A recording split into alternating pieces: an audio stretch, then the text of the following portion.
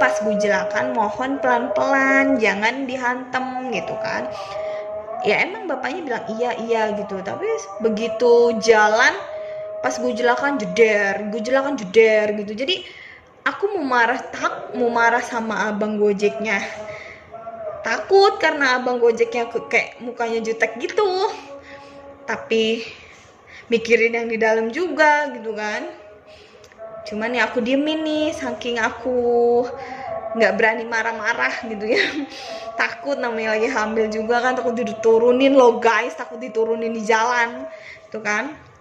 Akhirnya aku diem aja, sampai tempat itu aku diem aja. Cuman perasaan aku tuh kayak kesel gitu kan.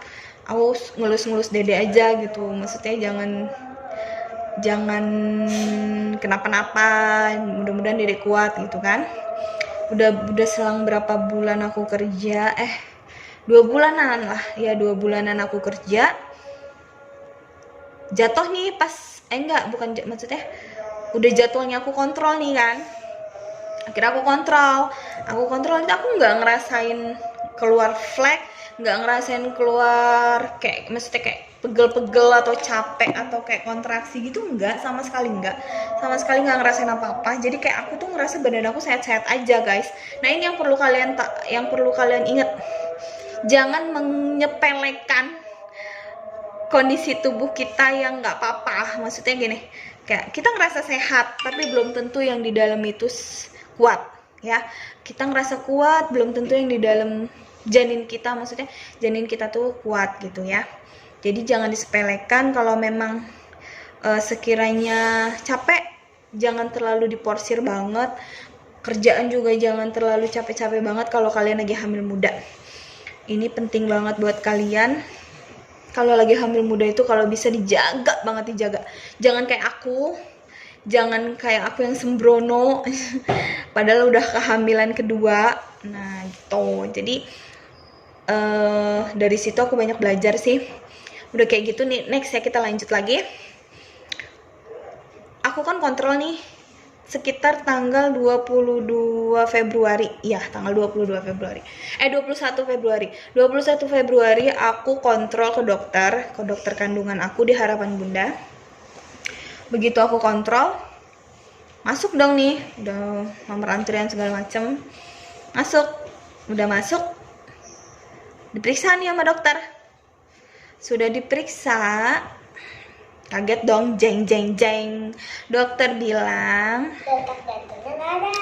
detak jantung anakku sudah tidak ada. Dokter bilang anakku sudah meninggal di dalam kandungan di usia 10 minggu. Ya, 10 minggu. Kaget dong, shock dong aku saat itu periksa kontrol sendirian sama anakku doang, anakku yang pertama. Suamiku nggak nemenin karena suamiku baru pulang kerja pagi, jadi dia nggak nemenin. Jadi aku sendirian aja, berdua sama anakku yang pertama. Aku shock sejadi-jadinya. Aku kayak mau memastikan lagi sama dokter, dok, apa ini benar? Apa cuman mimpi gitu? Kayak kok bisa? Saya nggak ngerasain apa-apa, maksudnya kayak nggak ngerasain kontraksi, nggak ngerasain sakit, ngeflek pun enggak, pendarahan pun enggak gitu kan. Terus dokternya bilang, Bu, kita nggak mungkin maksudnya nggak mungkin dong dokter juga salah gitu ya. Akhirnya aku coba ngomong lagi sama dokter untuk memastikan bener-bener memang sudah, anak ini memang sudah tidak bisa bertahan atau bagaimana gitu kan. Akhirnya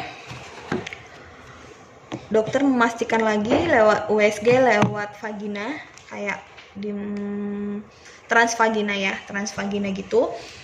Dokter USG transvagina, ternyata memang benar dia sudah tidak berdenyut lagi, maksudnya detak jantungnya udah nggak ada, dia udah nggak bernyawa lagi. Memang ya kan belum ditiup ruhnya ya, cuman kan dia sudah berdetak jantungnya, jadi dia sudah hidup sebenarnya, cuman memang ruhnya yang belum ditiup gitu kan.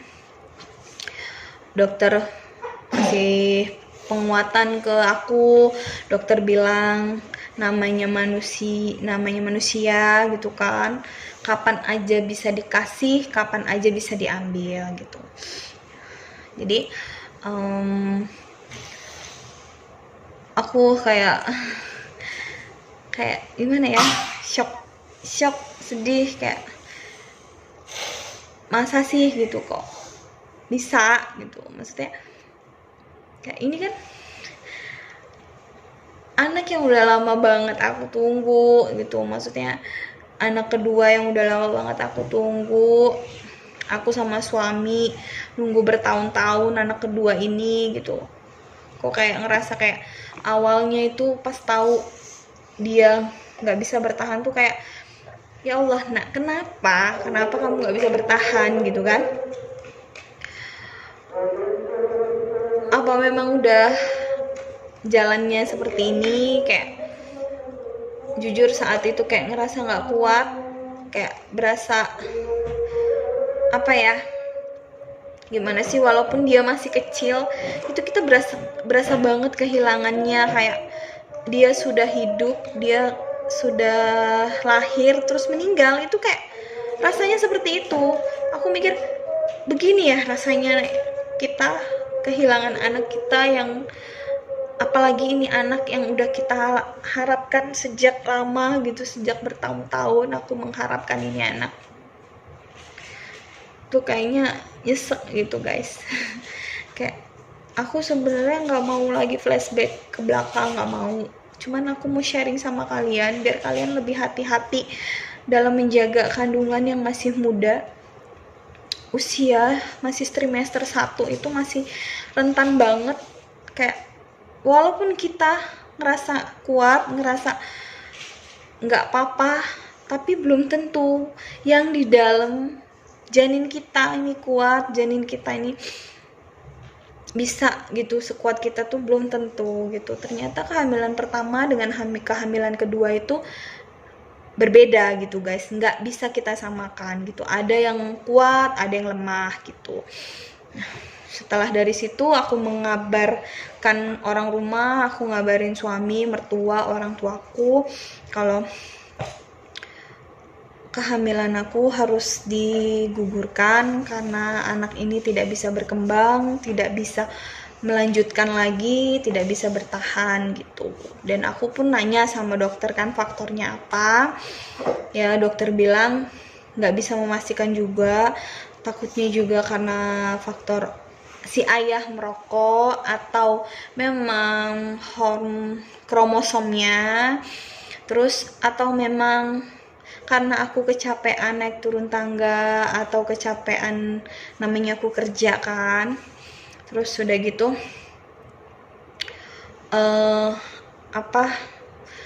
atau aku melihara kucing gitu-gitu deh pokoknya, kata dokter bilang gitu. Cuman dokter bilang kita nggak bisa menyalahkan siapa-siapa, memang ini sudah jalannya dari Allah, jadi kita harus terima dengan ikhlas apapun itu gitu. Dan ya dokter menguatkan, dokter ngasih tahu kalau kita bisa program lagi gitu. Cuman aku sedih banget. Aku saat itu aku kayak ngedrop, bener-bener kayak hampir aku sebulan nggak bisa berhenti nangis. Aku kerjaannya tiap hari nangis aja, nggak berhenti. Dan anakku ini alhamdulillahnya ngegampangin banget. Maksudnya kayak dia ini nggak bikin aku susah gitu. Yang nomor 2 kemarin ya, dia nggak bikin aku susah. Jadi pas begitu tahu anak ini harus dikeluarkan, nggak bisa bertahan, anak ini keluar dengan sendirinya gitu. Jadi dia maksudnya dikuret memang, cuman dia keluar dengan sendiri, tidak dengan paksaan gitu. Jadi aku sempat di rumah sakit dulu, jadi kayak diinduksi dulu sama dokter gitu kan, karena memang gak ada pendarahan. Aku diinduksi sama dokter dari jam 4 sore, keluarnya itu dedeknya keluar sekitar jam 12 malam. Jam 12 malam dia keluar dengan sendirinya. Setelah dia keluar langsung ditampung kan, nanti aku kasih tahu fotonya. Setelah ditampung, aku masuk ke ruang bersalin di proses kuret gitu. Jadi kuretnya itu untuk membersihkan yang di dalam sisa-sisanya gitu. Jadi biar rahimnya itu nggak ada yang tertinggal, maksudnya kayak kotoran-kotoran atau sisa-sisaan dari dede bayi itu nggak ada yang tertinggal gitu, jadi bersih, jadi bisa melanjutkan program hamil lagi gitu. Nah, mungkin kalian bertanya kenapa aku saat ini kayak udah bisa tegar gitu, maksudnya nggak sesedih kayak waktu itu, karena itu kejadian tahun 2020 ya, sekitar tanggal 25 Februari aku dikuret, anak itu harus dikeluarkan gitu. Dan ini tahun 2021, aku bikin video lagi tahun 2021 guys. Bayangin, setelah kenapa aku nggak bikin video-video lagi itu karena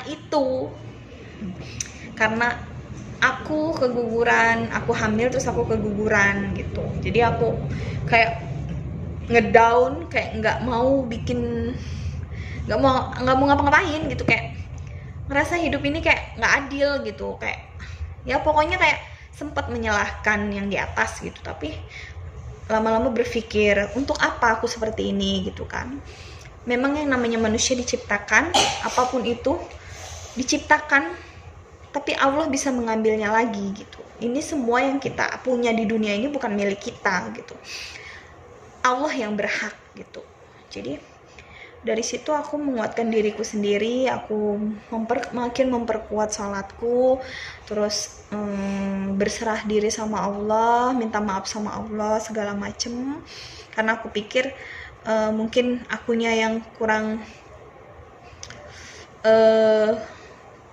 apa ya, bukan kurang bersyukur sih, kayak kurang menerima ya waktu itu ya, saat itu gitu kan, kayak masih belum ikhlas gitu. Tapi setelah aku dikuatkan oleh suami, dikuatkan oleh keluarga, dikuatkan oleh kedua orang tua segala macam dan mertua, alhamdulillah aku bisa pulih, aku bisa melupakan kejadian saat itu, aku bisa mengikhlaskan anakku yang mungkin sudah Allah panggil lebih dulu, meskipun usianya baru 10 minggu, tapi dia sudah berdetak jantung guys. Jadi ya itu tabungan lah buat aku dan suami.